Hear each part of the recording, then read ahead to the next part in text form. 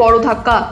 এক সময় ছিলেন মমতা বন্দ্যোপাধ্যায়ের মন্ত্রিসভার গুরুত্বপূর্ণ মুখ, আর আজ সেই স্নেহাশিস চক্রবর্তী বলছেন আর রাজনীতি নয়। তৃণমূলের অন্দরে কি তবে দীর্ঘদিনের ক্ষোভের বিস্ফোরণ? ভোটে হারের পর থেকেই ছিলেন নীরব, কিন্তু হঠাৎই সক্রিয় রাজনীতি থেকে সরে দাঁড়ানোর ঘোষণা প্রাক্তন মন্ত্রী স্নেহাশিস চক্রবর্তীর। না, আমি দলকে এটা জানানোর প্রয়োজনীয়তা নেই। তার কারণ হচ্ছে এটা নয় যে আমি দল ত্যাগ করে বিরাট কিছু করলাম। দল তো আমি একজন সমর্থক হিসেবে থাকতে পারি, কর্মী হিসেবে। আমি তো এখন জাস্ট একজন কর্মী, আমার তো অন্য কোনো দায়িত্ব নেই। ফলে এটা আমি দলকে জানিয়েছি মৌখিক যে আমি এখন পুরোটাই রাজনীতি থেকে, সক্রিয় রাজনীতি থেকে সরে যেতে চাই। শুধু বিদায়ী নয়, দলের অন্দরের একাধিক অসন্তোষও প্রকাশ্যে আনলেন তিনি। দাবি করলেন তৃণমূলে বিধায়ক সাংসদদের স্বাধীনভাবে মতামত জানানোর সুযোগ ছিল না। মমতা বন্দ্যোপাধ্যায়ের কাছে অনেক নেতা কর্মী পৌঁছতেই পারতেন না বলেও অভিযোগ তার।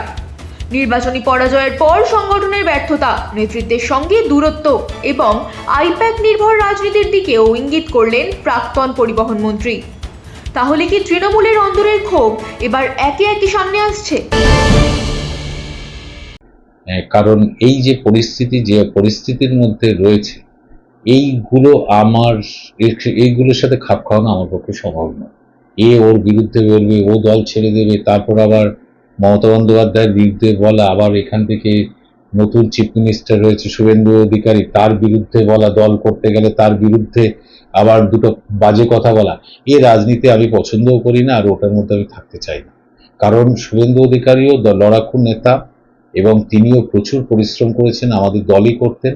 আজকে তিনি জিতেছেন, মানুষ তাকে ভোট দিয়েছে, ফলে তাকে সময় দেওয়া দরকার যে সে আগামী দিনে বাংলার জন্য কি করতে চায়, বা যে মানুষের যে প্রত্যাশা নিয়ে এনেছে সেটা কতটা পূরণ করে সেটা তো দেখতে হবে, তাকে সুযোগ দিতে হবে। এখন তার বিরুদ্ধে এখন বলতে লাগতে হবে, তার বিরুদ্ধে রাস্তায় নামতে হবে, এটা আমি এখনই সঠিক বলে আমার মনে হয় না। ফলে এই রাজনীতির মধ্যে আমি একেবারেই থাকতে চাই না। কোনো দায়িত্ব নিতে আমি দল কোনো দায়িত্ব দিলেই সেই দায়িত্ব মানে দলের হয়ে আমাকে এই ধরনের কাজ করতে হবে, এটা তো আমি পছন্দ করি না। সাময়িক অবসর কিনে যায় না, আমার তো বয়স হয়ে গেছে অনেক, আবার কবে আমি 20 বছর পর 10 বছর পরে করতে পারবো? এগুলো আমি ভেবে নিয়েছি যে আগামী দিনে থাক না, অনেকটা তো হলো, প্রচুর দিন রাজনীতি করলাম, তো আর করতেই হবে এমন কোনো কথা নেই। তবে রাজনীতিক আলোচনায় কিন্তু আমি থাকবো, কারণ করবো কিছু তো করতে হবে। কিন্তু এই যে লড়ালড়ির রাজনীতি, যে লড়ালড়ির মধ্যে ফাউল আছে প্রতি মুহূর্তে, এই ফাউলের রাজনীতির সাথে আমি একমত নই। দেখুন, হেরে গেলে সবাই কিন্তু, যে হেরে যায় তখন সমালোচনা নানা রকম ভাবে মানুষ করে।